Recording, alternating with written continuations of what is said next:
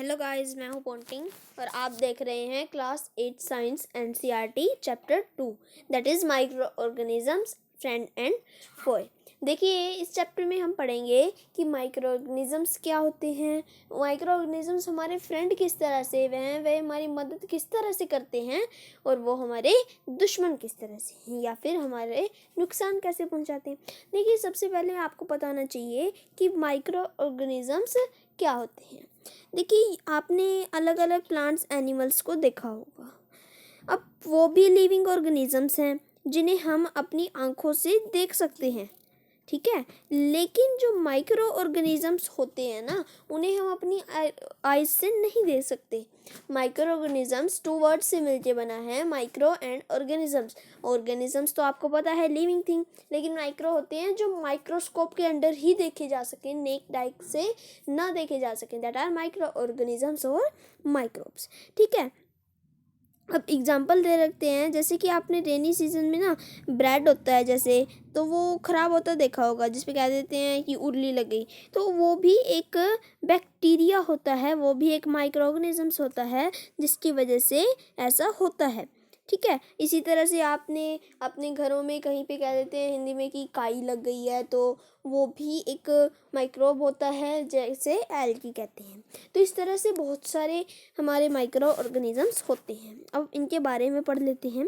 देखिए, ये जो ऑब्जर्वेशन है, यहाँ पे हमें एक्टिविटी दी गई है कि आपने कि कुछ सोयल लेनी है जो मॉइस्ट होगी, एक फील्ड से एक बीकर में ले लेनी है और उसमें पानी डाल देना है। जब जो सोयल के पार्टिकल्स हैं वो नीचे बैठ जाएं, तो आपको पानी की बूंद देखनी है जो कि बीकर से माइक्रोस्कोप में दिखेगी। तो आप क्या देखेंगे? अब नेक्स्ट एक्टिविटी है कि आपने कुछ पानी की बूंदें लेनी है एक पॉन्ड से और उसे ग्लास स्लाइड पे डाल करके माइक्रोस्कोप के नीचे देखना है। क्या आपको वहाँ पे कोई ऑर्गेनिजम्स दिखेंगे उसके अराउंड? तो ये जो ऑब्जर्वेशन है ये हमें दिखाती हैं कि वाटर और जो सोयल हैं वो छोटे छोटे ऑर्गेनिजम्स से मिलकर बनी है, ठीक है। Through not all of them fall into a category of microbes, इनमें जो कुछ हैं वो माइक्रोब्स की कैटेगरी में नहीं आते। दिस माइक्रोनिज्म्स या फिर माइक्रोब्स जो है बहुत छोटे साइज में होती हैं जो कि हम हमारी आइज से नहीं देख सकते। इनमें से कुछ जो है फंगस होते हैं जो कि ब्रेड पे आ जाते हैं, ठीक है। इन्हें हम मैग्नीफाइंग ग्लास की मदद से देख सकते हैं। अदर्स जो हैं उन्हें हम माइक्रोस्कोप की मदद के बिना नहीं देख सकते, ठीक है। इसीलिए इन्हें माइक्रो ऑर्गेनिजम्स या माइक्रोब्स कहा जाता है। माइक्रो ऑर्गेनिजम्स को 4 मेजर ग्रुप में, इन 4 मेजर ग्रुप डिवाइड किया गया है, बांटा गया है, जो है bacteria, fungi, protozoa and algae, ठीक है।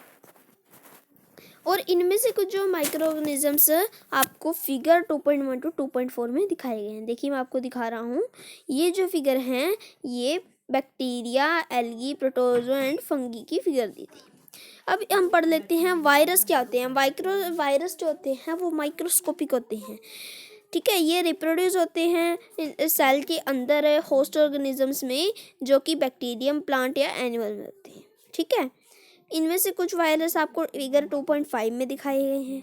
जो कॉमन एलिमेंट्स होते हैं ना, जैसे कई बार कोल्ड हो जाता है या इन्फ्लुएंजा हो जाता है, जैसे फ्लू कह देते हैं, या फिर खांसी जुकाम हो जाते हैं, तो ये वायरस की वजह से ही होते हैं, ठीक है।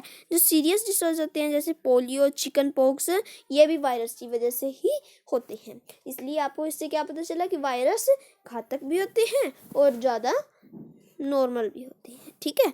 डिसीजेज जैसे कि डिसेंट्री, मलेरिया, ये प्रोटोजोआज के द्वारा हमें कॉज होते हैं, जबकि जो टाइफाइड और ट्यूबरक्लोसिस है ये बैक्टीरियल डिसीज के कारण होते हैं। इससे पता चलता है कि अलग अलग जो बैक्टीरिया हैं या वायरस हैं या अलग अलग माइक्रोब्स के कारण अलग अलग बीमारी होती है, ठीक है।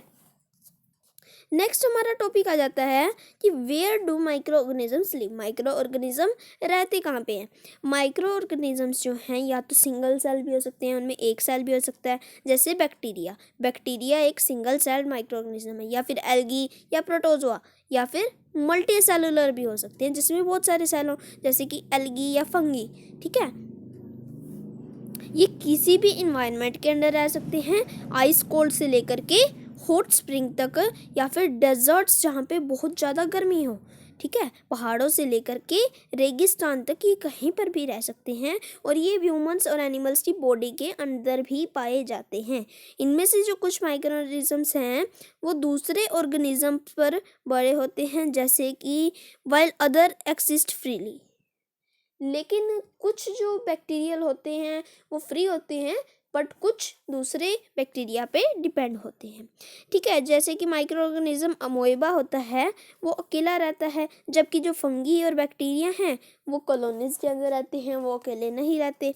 ठीक है, अब हमारा आ जाता है topic micro organisms and us, micro organisms और हम। ठीक है, माइक्रो ऑर्गेनिज्म जो हैं हमारी ज़िंदगी में एक इम्पोर्टेंट रोल प्ले कर सकते हैं। ठीक है, माइक्रो ऑर्गेनिज्म से बिना हम जी भी नहीं सकते। कुछ ऐसे बेनिफिशियल होते हैं लेकिन कुछ हमें डिसीज भी देते हैं।